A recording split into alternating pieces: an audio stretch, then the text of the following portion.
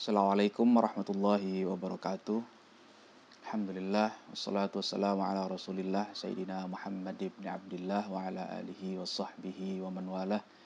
Wala hawla wala quwata illa billah, amma ba'd. Rabbi syrah li sadri wa yassir li amri wahlul 'uqdatam min lisani yafqahu qawli. Subhanaka la ilma lana illa ma 'allamtana innaka antal alimul hakim. Wala hawla wala quwata illa billahil aliyil azim.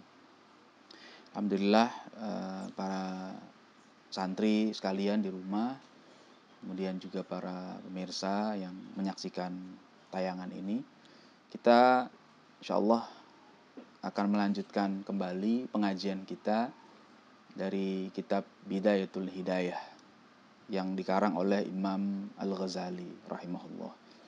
Dan tentu saja kita berharap mudah-mudahan di tengah wabah corona atau COVID-19 yang masih beredar di mana-mana, menyebar di mana-mana ini, kita selalu diberikan kesehatan Allah Subhanahu wa taala sehingga meskipun jauh jarak kita, tetap kita bisa mendapatkan manfaat dari ilmu yang disampaikan oleh para ulama melalui karya-karyanya.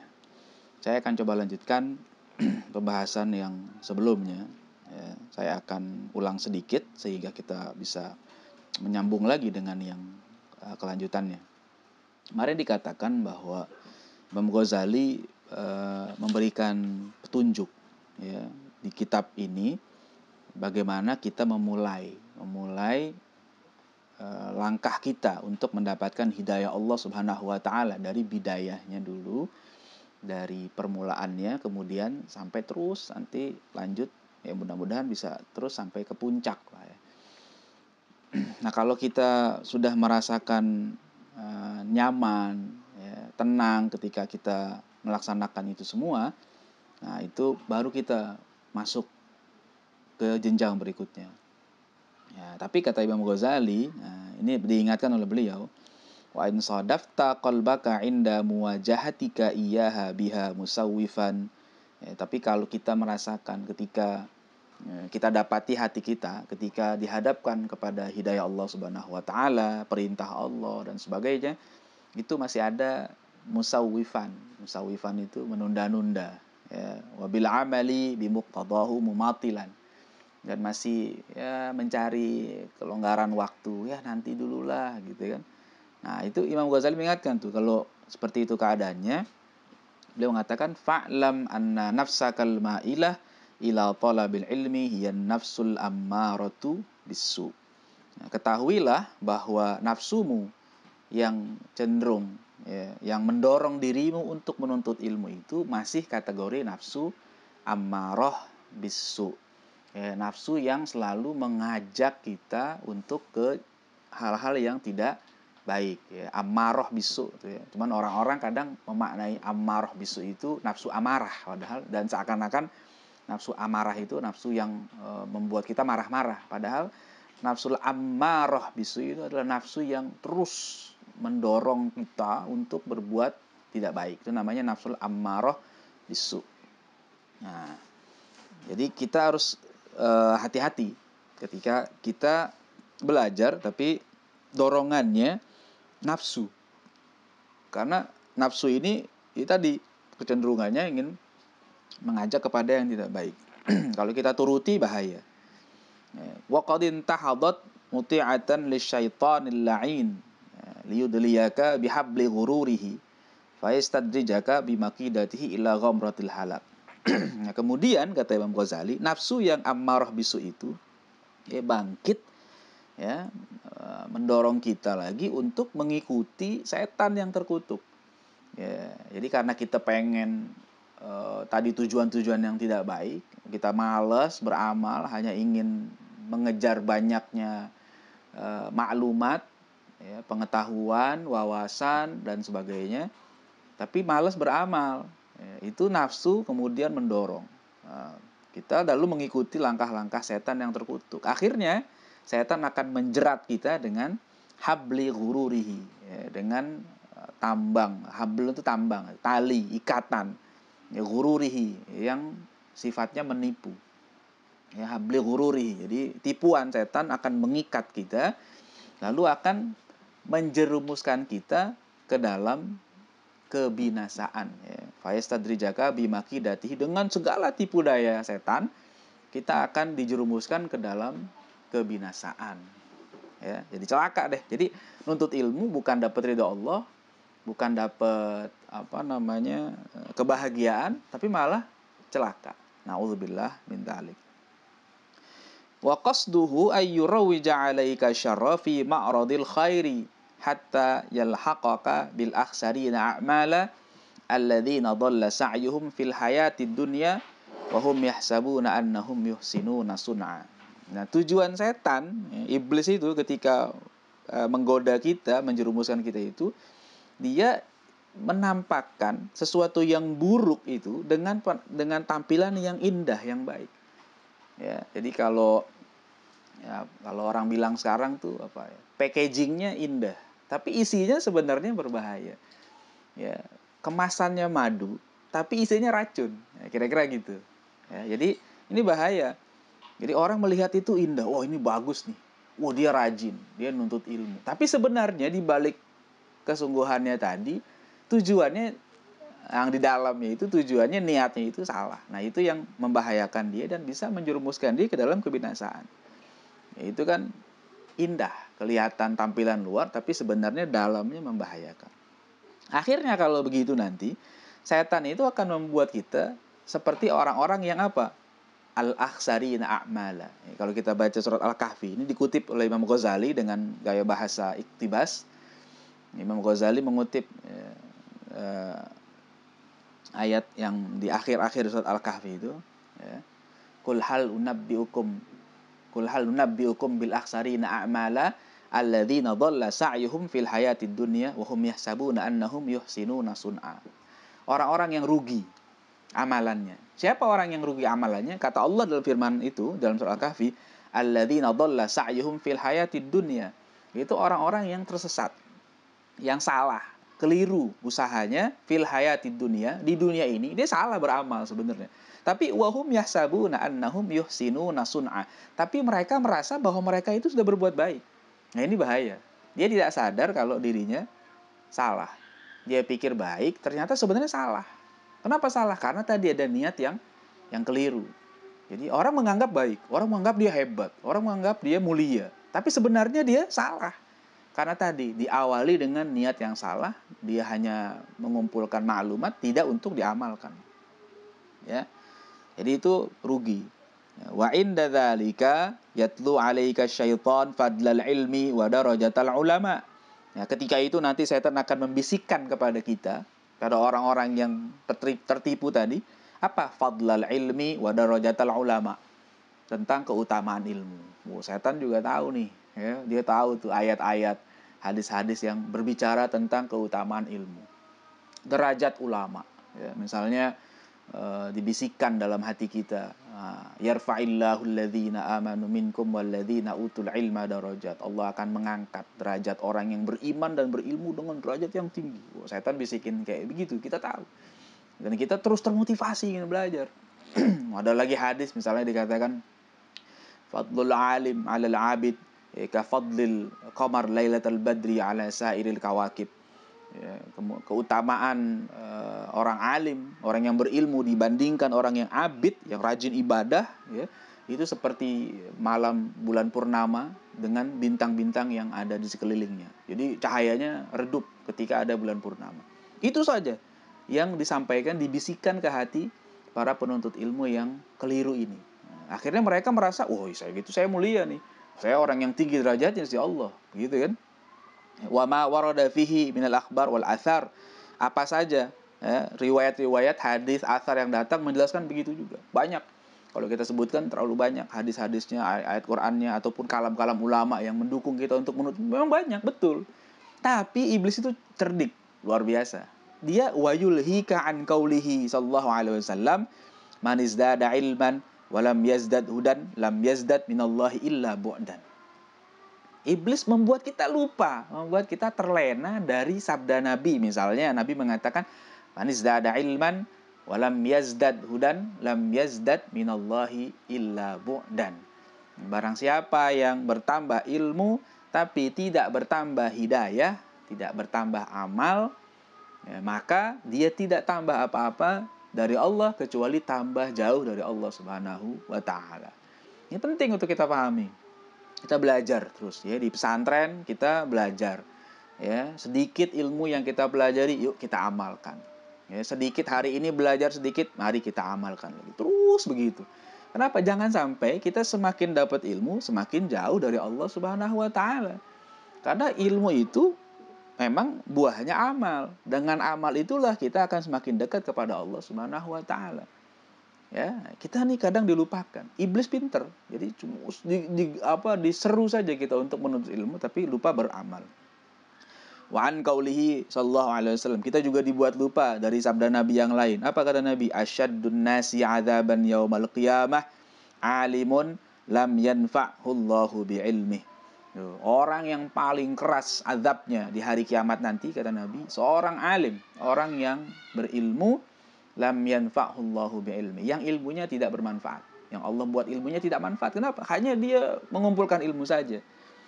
Ya banyak hafal ini dan itu. Ya, dia pandai bicara, tapi ternyata dia sendiri tidak mengamalkan. Nah, ini luar biasa.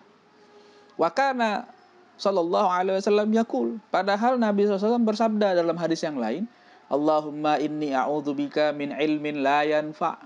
Ya, Nabi sendiri berlindung, ya Allah, aku mohon perlindungan kepadamu, satu, min ilmin la yanfa', dari ilmu yang tidak bermanfaat. Jadi kita juga begitu. Kita mohon kepada Allah semua nih, ya, para santri, semua hadirin kita yang belajar lah. Kita mohon jangan sampai dapat ilmu yang tidak bermanfaat. Kedua, qalbin la yakhsha, dan hati yang tidak pernah khusyuk, tidak pernah tenang. Ya, jadi orang kalau belajarnya benar, hatinya tenang. Ilmunya manfaat, hatinya tenang. Itu ada efeknya ke hati. Wa amalin la yurfa, dan amal yang tidak diterima, diangkat, maksudnya tidak diterima oleh Allah Subhanahu wa taala. Kenapa? Karena amalnya tidak dikerjakan, amalnya tidak memenuhi syarat, ya. Wa du'ain la yusma, dan doa yang tidak didengar, tidak dengar maksudnya tidak diijabah oleh Allah Subhanahu wa taala. Kalau dikatakan tidak didengar maksudnya bukan Allah tidak mendengar, mustahil. Allah tidak mendengar, Allah bersifat sami'un, Allah Maha mendengar. Itu bukan berarti Allah tidak mendengar, tuli tidak, tapi Allah mendengar, tapi Allah tidak jawab, tidak perkenankan, tidak kabulkan doa orang yang berdoa dengan cara seperti tadi yang tidak baik, ya. Kemudian kita juga dibuat lupa dari sabda Nabi yang lain, wa an qaulihi sallallahu alaihi wasallam, dan dari sabda Nabi SAW yang lain apa? Marartu lailata usriya bi aqwamin tuqradu shifahuhum bimaqaridha min nar.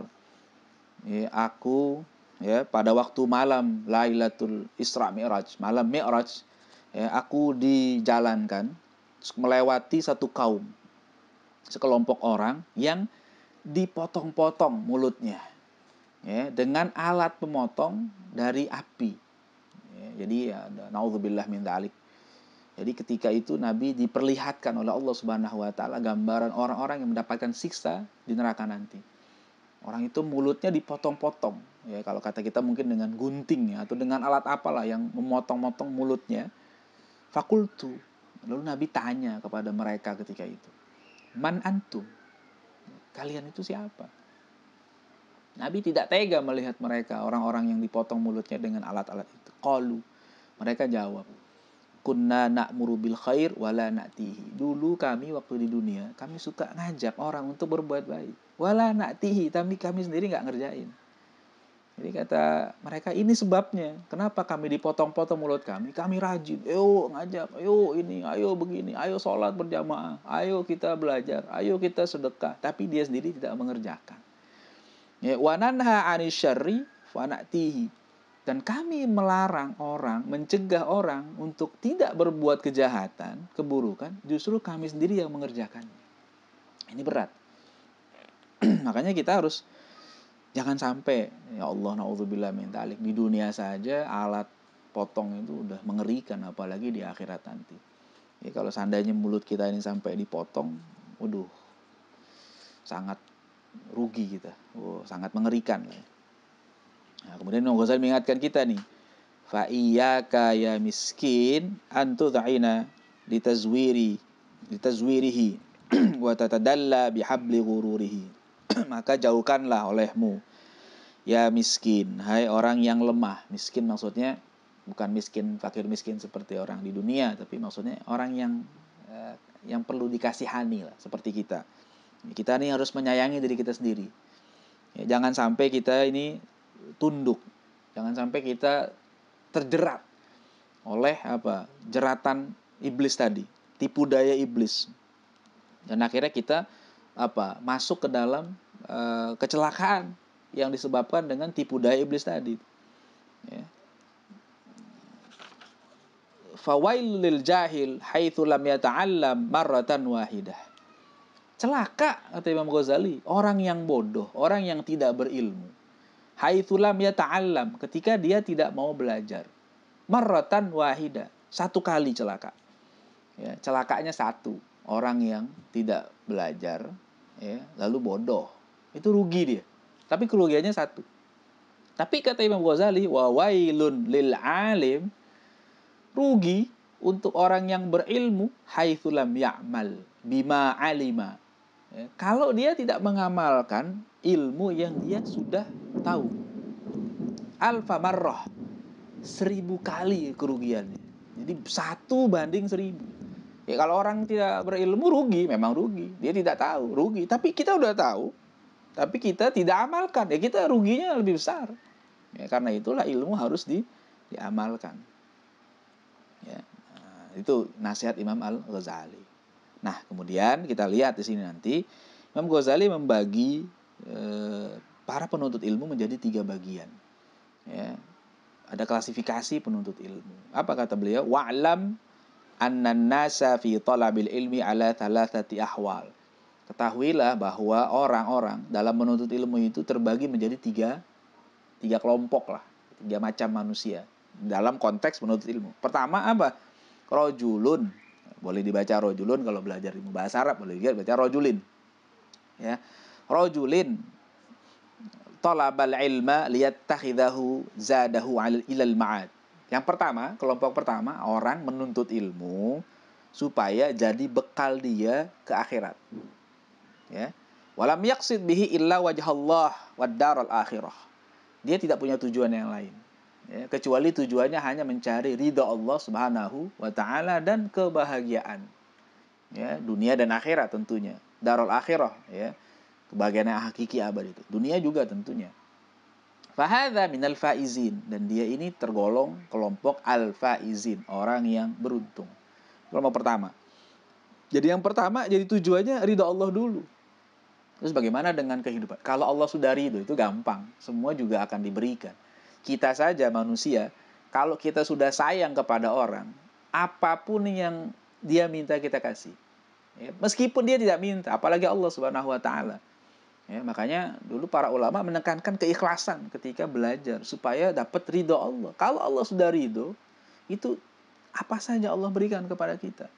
Bahkan yang tidak pernah kita duga, yang tidak Allah berikan kepada yang lain, diberikan kepada kita. Kenapa? Karena ridho tadi. Nah, itu golongan pertama. Al-faizin namanya, kelompok yang beruntung. Yang kedua, warajulin talabahu liyasta'ina bihi ala hayatihil ajilah. Ya, orang kedua, kelompok kedua, dia nuntut ilmu untuk memenuhi hajat dia. Ya, dalam kehidupan. Ya, wa yanala bihil izza wal jah wal mal. Dengan ilmunya itu dia biar dapat apa? Dapat izza, kejayaan, waljah, pangkat, jabatan lah kira-kira gitu, wal mal, dapat harta.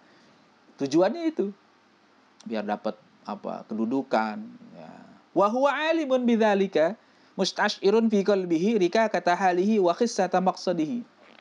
Tapi dia masih sadar bahwa ya dengan tujuan yang seperti itu tujuannya rendah, tujuannya tidak baik. Kenapa? Karena tujuannya bukan mencari ridha Allah dulu. Dia ingin mendapatkan kedudukan, mendapatkan kekayaan. Itu bukan tujuan yang tinggi, tujuan yang rendah. Ya, materialisme. Dia sadar bahwa itu tujuan yang keliru. Ya, bukan tujuan yang baik. Ya, fahadha minal mukhatarin. Kelompok ini masuk kategori yang kedua, namanya al-mukhatarin, yang mengerikan, kalau boleh diterjemahkan begitu. Yang dikhawatirkan. Ya, dikhawatirkan kenapa? Nah, kita lihat. Fa in ajaluhu qabla taubah khifa alaihi min su'il khatimah. Kata Imam Ghazali, jika dia ya ajalnya keburu datang, kira-kira gitu. Fa in ajaluhu, ketika dia sedang menuntut ilmu dengan tujuan yang salah tadi, kemudian ajalnya tiba di tengah, ya, dengan masih tujuan seperti tadi. Qabla taubah, sebelum dia sempat bertaubat kepada Allah Subhanahu wa taala, khifa alaihi min su'il khatimah. Dikhawatirkan kalau tujuannya begitu tadi, meninggalnya dalam keadaan husnul khotimah. Kan mengerikan. Makanya niatnya itu penting. Kenapa? Karena tadi, kenapa dikatakan sul khotimah? Karena dia meninggal ya, dengan niat yang tidak baik dalam menuntut ilmunya tadi. Ya, makanya jangan sampai tujuan kita salah ketika menuntut ilmu. Wa baqiya amruhu fi khataril masyiah.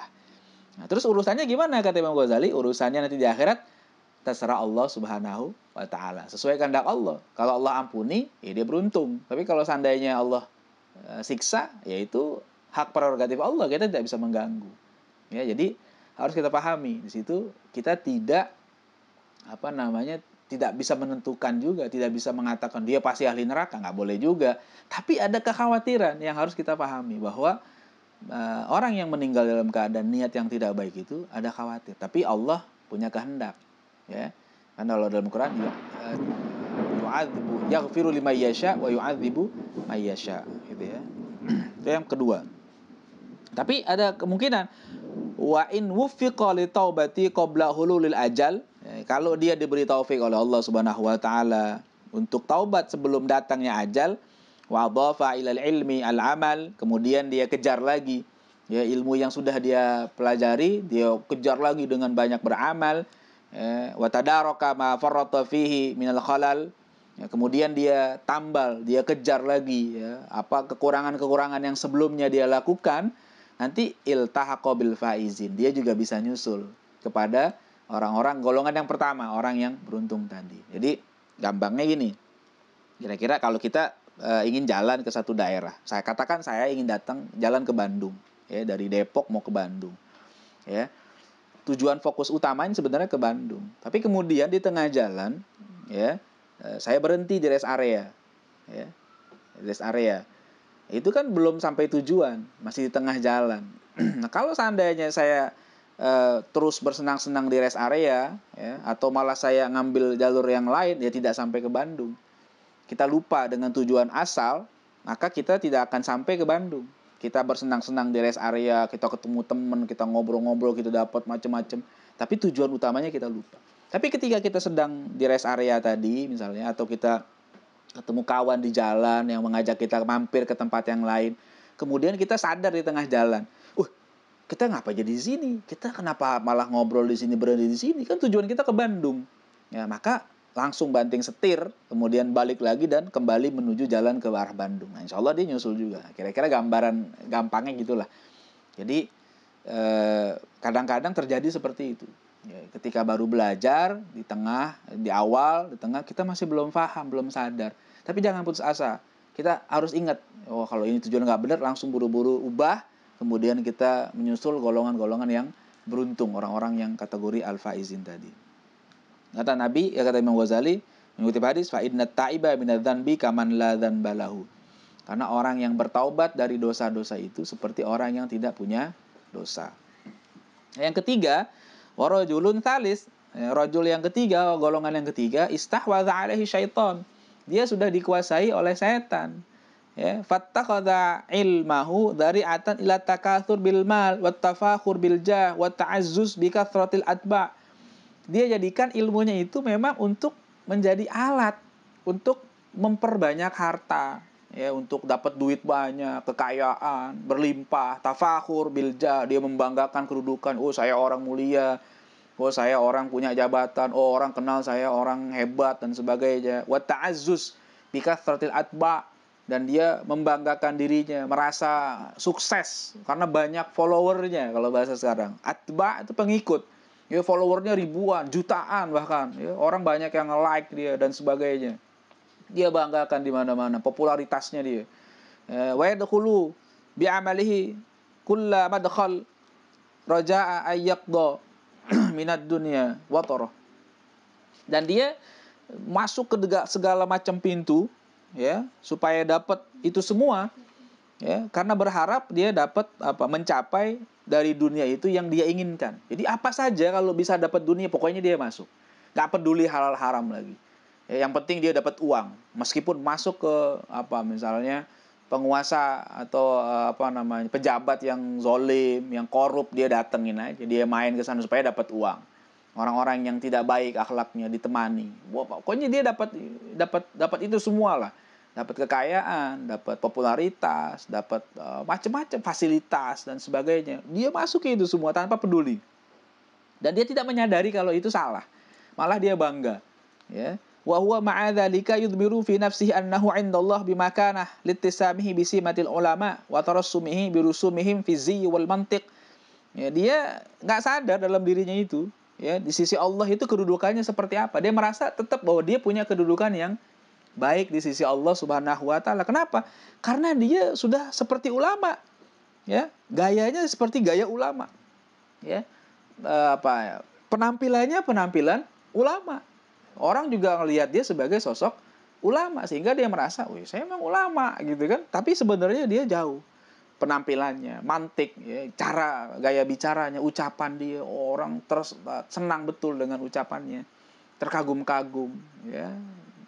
Nah, itu membuat dia semakin pede kalau dia itu sebagai orang mulia. Dia lupa bahwa tujuan-tujuan yang salah tadi itu membuat dia sebenarnya insya Allah sudah jatuh derajatnya, ya. Ma'atakalubihi 'ala dunya zahiran wa batinan, ya. Padahal dia terus saja, ya, bergelimang dengan keduniaan, tujuan-tujuan duniawi tadi, zahiran wa batinan. Nah, fa hadza minal halikin. Nah, kata Imam Ghazali, kelompok orang semacam ini kalau nuntut ilmu itu masuk kategori kelompok orang yang halikin, orang yang celaka. Ya, naudzubillah min dzalik. Wa minal humqal, al-hamqal maghrurin, dan termasuk orang dungu yang tertipu oleh hawa nafsunya. Nah, kita mudah-mudahan jangan masuk kategori yang ini. Kalau saat ini nih kita semua nih, para santri, kami juga, kita kadang-kadang ada tujuan-tujuan atau ada kecenderungan hati ingin dapat ini itu. Kalau bisa pelan-pelan lah kita kikis. Mudah-mudahan Allah bersihkan dan Allah masih beri kesempatan kita untuk taubat, untuk terus memperbaiki kesalahan-kesalahan kita. Dan akhirnya nanti Allah ridhoi kita dan kita dikelompokkan juga masuk ke dalam kelompok al-faizin, ya, bukan kelompok al-halikin. Kalau kita nggak mau, ya, malah kita mengikuti kelompok yang celaka tadi ini terus saja, kita rugi, ya. Di dunia ini kita nggak lama, cuma sebentar, tapi kita nanti di nerakanya lama, ya. Idzir raja munqati'an taubatihi lidhanni annahu minal muhsinin. Kata Imam Ghazali ini, orang yang seperti ini sulit diharapkan untuk taubat. Kenapa? Karena dia merasa minal muhsinin, dia itu orang yang baik. Kalau dikasih tahu, bukan nerima orang gini biasanya. Dikasih tahu nih, jangan begitu, nggak baik, ya, jangan masuk ke sana. Di sana banyak orang yang tidak baik. Dia tidak peduli. Ya, dia terus aja merasakan, enggak, saya udah baik, saya benar kok.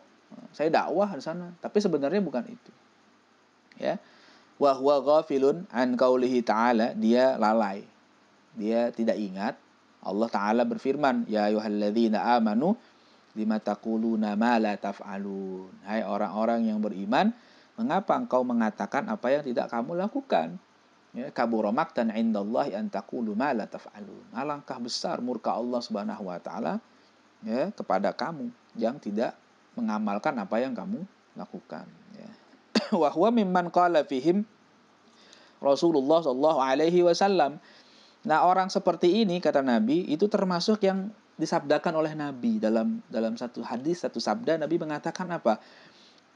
Ana min ghairi dajjal akhwafu alaikum minad dajjal. Aku, kata Nabi ini, ada yang lebih aku takutkan daripada dajjal menimpa kalian nanti. Kita tahu, ya, kita dalam hadis disebutkan bagaimana nanti ada sosok dajjal yang begitu mengerikan. Tapi kata Nabi, ternyata ada yang Nabi lebih khawatirkan dibandingkan dajjal itu sendiri. Apa? Faqila wa ma huwa ya Rasulullah. Lalu ditanya oleh para sahabat, Ya, siapa yang lebih takut daripada Dajjal ya Rasulullah? Bukankah Dajjal itu yang lebih dahsyat godaannya? Tidak ada yang lebih dahsyat dari Dajjal. Faqala, Nabi jawab, ulama usuk, yang lebih aku takutkan menimpa kalian bukan Dajjal tapi ulama usuk, ulama yang jahat. Ya, ya. Ulama yang penampilannya ulama tapi sebenarnya dia bukan ingin mengajak kita kepada kebahagiaan tapi mengajak kita kepada kecelakaan. Lisannya mengajak, tapi kondisi dia sebenarnya ingin menjerumuskan kita. Kenapa? Alasannya kata Nabi, wa hadza li'anna dajjal ghayatuhul idlal. Kalau dajjal itu tujuannya jelas. Memang dajjal itu tujuannya sejak awal sudah ingin menyesatkan manusia. Ya. Wa mithlu hadzal alim wa in sarafa an-nas anid dunya bilisanihi wa maqalihi fa huwa da'in lahum ilaiha bi'amalihi wa ahwalihi. Nah, sedangkan ulama seperti ini, orang yang buruk, ulama-ulama yang jahat, sekalipun lisannya mengajak kita kepada kebaikan, tapi sebenarnya dia sendiri amalnya, keadaannya itu mengajak kita jauh dari kebaikan. Gaya hidupnya, ya, pergaulannya dengan orang-orang yang buruk itu tidak mengajak kita kepada kebaikan. Jadi meskipun dia bilang kita harus berbuat baik, ya, harus menjadi orang yang soleh, dia sendiri tidak menunjukkan itu. Gaya hidupnya hedonis, ya, sangat bermewah-mewahan, jauh dari sikap zuhud. Ya, gayanya macam-macam. Ya. Itu membuat umat jadi bingung akhirnya. Nih bagaimana kita ikutin? Sementara gaya hidup mereka seperti itu. Ya, walisanul hal antok min lisanil maqal. Ya. Perbuatan kita itu, hal yang kita lakukan itu lebih mantap diterima orang daripada lisanul maqal, ucapan kita. Jadi kalau kita ngomong saja, kita tidak melakukan, itu biasa. Tapi kalau udah melakukan, ya, meskipun kita bicara sedikit saja, orang akan lihat perbuatan kita. Begitu juga yang dilakukan oleh ulama-ulama, orang-orang yang jahat tadi. Kalau dia mengajak kepada kebaikan dengan lisannya, tapi haliyahnya dia, amaliyahnya dia sehari-hari, justru sebaliknya, orang akan mengikuti itu. Orang akan bilang gini misalnya, itu ustadz aja begitu, itu ulama itu aja begitu. Ya, kalau zaman sekarang kira-kira begitu. Ya, dia mengatakan bahwa Islam itu agama yang baik, agama yang rahmatan lil alamin. Iya betul, itu tidak salah, memang itu ucapan yang benar. Tapi kita bingung, nanti umat akan bingung ketika nanti melihat dia, ya, misalnya ikut perayaan bersama, ya, hari raya umat lain misalnya. Kan orang bingung nanti dibuatnya. Gimana sebenarnya? Ucapannya betul, tapi perbuatannya itu membingungkan masyarakat. Nah, ini yang seperti ini bahaya. Ya. Nah, itu yang harus kita khawatirkan. Jadi jangan sampai kita masuk kepada ulama-ulama yang jahat seperti ini. Ya, memfatwakan, ya. Bahaya, ya. Memfatwakan yang tidak sebenarnya, ya. Hukum diubah-ubah, ya. Karena apa? Memenuhi keinginan orang-orang yang punya uang, ya, sponsor. Nah, itu juga bahaya. Akhirnya nanti orang-orang yang seperti ini berani mengatakan, nggak masalah, ya, hak asasi manusia. Misalnya ada kasus-kasus misalnya seperti apa, pernikahan beda agama, pernikahan sejenis, LGBT. Ya, dia mengatakan dengan bahasanya baik, wah ini kan hak asasi manusia. Dan dia ikut mendukung di situ. Akhirnya orang bingung nanti melihat perilaku orang-orang yang dikatakan ulama tapi begitu.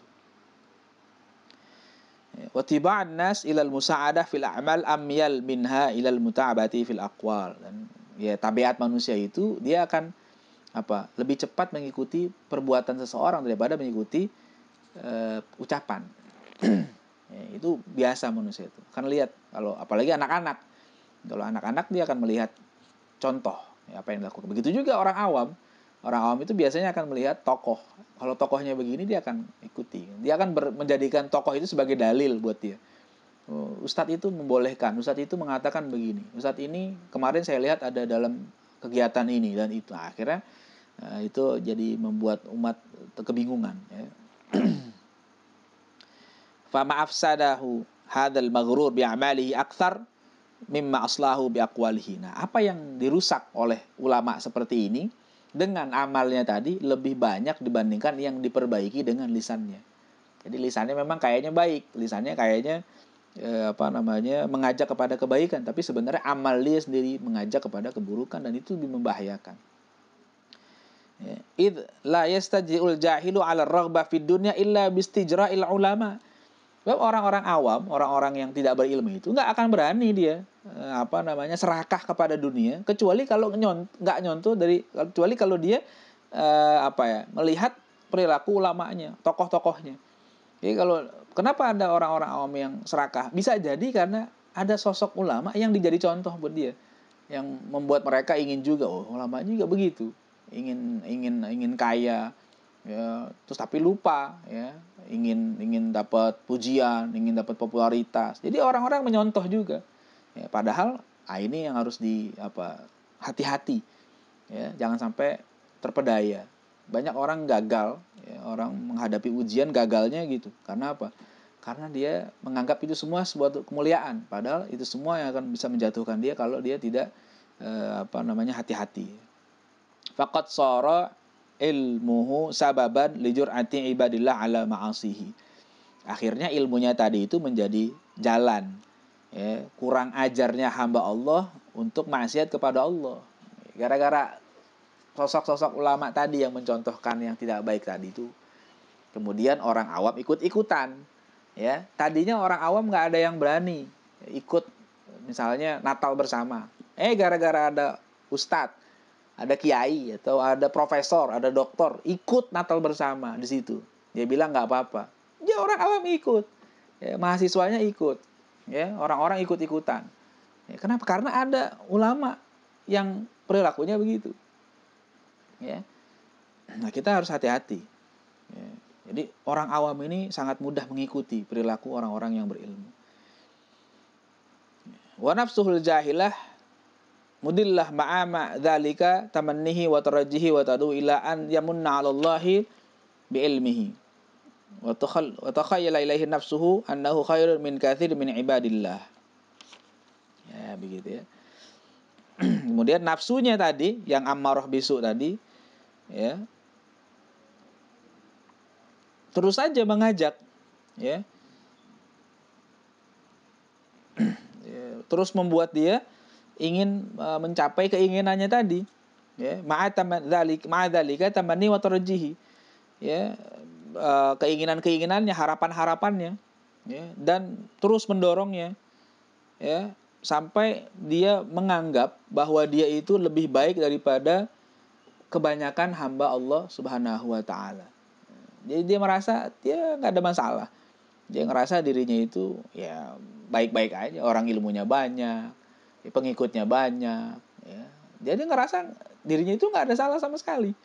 Dia ngerasa dirinya memang udah di jalan yang benar, hebat, gitu kan, diakui, apalagi dapat penghargaan, dapat reward, dapat award dan sebagainya, disebut-sebut, diberikan gelar, orang akan melihat dia semakin tenar, semakin punya nama. Nah, ini bahaya, ya. Fakun, Imam Ghazali mengingatkan kita, fakun ayyuhat talib minal fariqil awal. Wahai para penuntut ilmu, kita semua nih, ya, saya juga termasuk masih belajar, para santri semua di rumah, kita semua ayyuhat talib, Imam Ghazali mengingatkan kepada kita yang masih suka menuntut ilmu, jadilah kita minal fariqil awal, kelompok yang pertama, yang beruntung. Yang kita menuntut ilmu niatnya memang betul-betul ingin mencari ridho Allah Subhanahu wa taala. Wahdhar an takuna minal fariqits tsani. Hati-hati jangan sampai masuk kelompok kedua, yang tadi mukhatarin, yang dikhawatirkan bisa membuat diri kita celaka kalau kita nggak keburu taubat, bahaya, ya. Fakam min musawwifin ajalahul ajal qabla taubah. Banyak orang yang menunda-nunda kebaikan, ya, kemudian belum sempat taubat keburu meninggal. Fakhasira, rugi, kata Imam Ghazali. Ya, kadang-kadang ada orang gitu, di awal niatnya nggak baik, dan dia terus saja, dia tahu sih itu nggak baik, tapi dia tidak mau berubah, tidak buru-buru banting setir. Sebelum taubat keburu meninggal, rugi. Wa iyyaka tsumma iyyaka an takuna minal fariqits tsalits, dan jauhkan sejauh-jauhnya, ya, an takuna minal fariqits tsalits, jangan sampai kamu jadi kelompok yang ketiga, yang tadi itu minal halikin fatahlik, halakan, La yurja ma'hu falahuka wa la yuntadharu salahuka. Kita jadi orang yang sangat rugi, yang tidak bisa lagi diharapkan keberuntungan kita, tidak bisa lagi diharapkan kebaikan kita. Susah diperbaikinya kalau sudah masuk kategori golongan yang halikin. Orang yang rugi. Jangan sampai naudzubillah. Makanya kita selalu doa sama Allah Subhanahu wa taala, Allahumma inni as'aluka ilman nafi'an. Kalau bangun tidur tuh, Nabi dalam satu riwayat, bangun tidur yang pertama diminta oleh Nabi itu salah satunya adalah Allahumma inni as'aluka ilman nafi'an wa rizqan thayyiban wa amalan mutaqabbala. Jadi salah satu yang diminta oleh Nabi itu ilmu yang manfaat, bukan ilmu yang membahayakan kita. Ya. Nah, kemudian Imam Ghazali fa in qulta, jika kamu tanya, fama bidayatul hidayah liujarriba biha nafsi. Ya. Apa itu bidayatul hidayah? Apa itu permulaan hidayah, awal hidayah? Liujarriba biha nafsi, supaya aku coba untuk diriku, supaya aku jalankan, ya. Fa'lam. Imam Ghazali jawab, anna bidayataha zahiratut taqwa. Bidayahnya, ya, permulaan hidayah itu adalah zahiratut taqwa. Takwa yang zahir. Artinya amaliyah zahir itu adalah bidayahnya. Jadi nanti kita lihat di sini, ya, ketaatan taat zahir, ya, kita sholat, kita sedekah, kita puasa, kita baca Quran, kita sholat sunnah dan sebagainya. Yang tampak itu namanya zahiratut taqwa, itu awal. Itulah kita jalani dulu. Jadi kalau kita belajar, untuk kita amalkan itu dulu. Nanti baru kalau itu udah terus kita amalkan, ya, sambil terus berjalan memperbaiki amal kita tiap hari, dapat tuh nanti tuh wa nihayatuha batinatut taqwa. Nanti kita sampai ke puncak. Puncaknya itu apa? Batinatut taqwa. Ya, takwa yang batin. Nah, nanti di hati kita nih muncul ikhlas, ya, apalagi zuhud, ya, qanaah, ya, itu apalagi ridho. Itu tuh batinah takwa batin, adanya di hati. Ya, kita nggak tahu, ya, makanya harus dibersihkan. Jadi nanti di sini akan dibahas oleh Imam Ghazali amal zahir sekaligus amal batin. Jadi bukan hanya baik secara tampilan luar, tapi juga baik secara batinnya. Fala akibata illa bittaqwa. Tidak ada kesudahan yang baik kecuali dengan takwa. Wala hidayata illa lil muttaqin. Tidak ada hidayah kecuali bagi orang yang bertakwa, ya, kata Imam Ghazali. Wat taqwa, nah Imam Ghazali mengatakan wat taqwa ibaratun anim tithali awamirillahi ta'ala wajtinabi nawahi. Kita sudah tahu bahwa takwa itu adalah menjalankan semua perintah Allah Subhanahu wa taala dan menjauhkan segala larangannya. Ya. Fahuma kismani. Nah, dua-duanya ini ada dua macam. Jadi perintah itu ada dua macam, larangan juga ada dua macam yang harus kita hindarkan. Wahana usyiru ilai alaika bijumalin mukhtasarah min zahiri ilmi taqwa fil kismaini jami'an. Nanti aku akan berikan, kata Imam Ghazali, aku akan tunjukkan kepada kalian secara singkat zahir takwa menjadi dua macam. Zahir takwa dan batin takwa.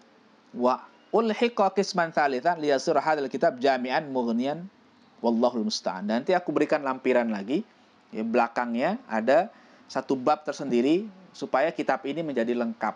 Apa kitab yang menjadi lengkap? Pelengkapnya nanti kita akan bahas di sini taat zahir, mulai dari bangun tidur sampai tidur lagi. Kemudian taat batin, ya, tadi amalia-amalia yang menyelamatkan kita. Juga ada maksiat zahir. Tadi ada maksiat batin. Ya, maksiat zahir seperti mencuri, ya, maksiat yang dilakukan oleh anggota tubuh kita nih, memandang tidak baik dan sebagainya, lisan kita. Nanti ada maksiat batin, takabur, riya, ujub dan sebagainya. Nanti diakhiri oleh apa? Muamalah dengan sesama, adab-adab kepada Allah, adab kepada guru, adab kepada sesama dan sebagainya, sehingga insya Allah pembahasan di kitab ini memadai untuk kita dan bisa menjadi ilmu yang bermanfaat buat kita. Nah, insya Allah kita lanjutkan di pertemuan berikutnya, masuk kepada bagian yang pertama, al-qismul awal fit ta'at. Mudah-mudahan kita selalu diberikan panjang umur dan bisa melanjutkan lagi kajian ini, dapat ilmu yang manfaat. Demikian, assalamualaikum warahmatullahi wabarakatuh.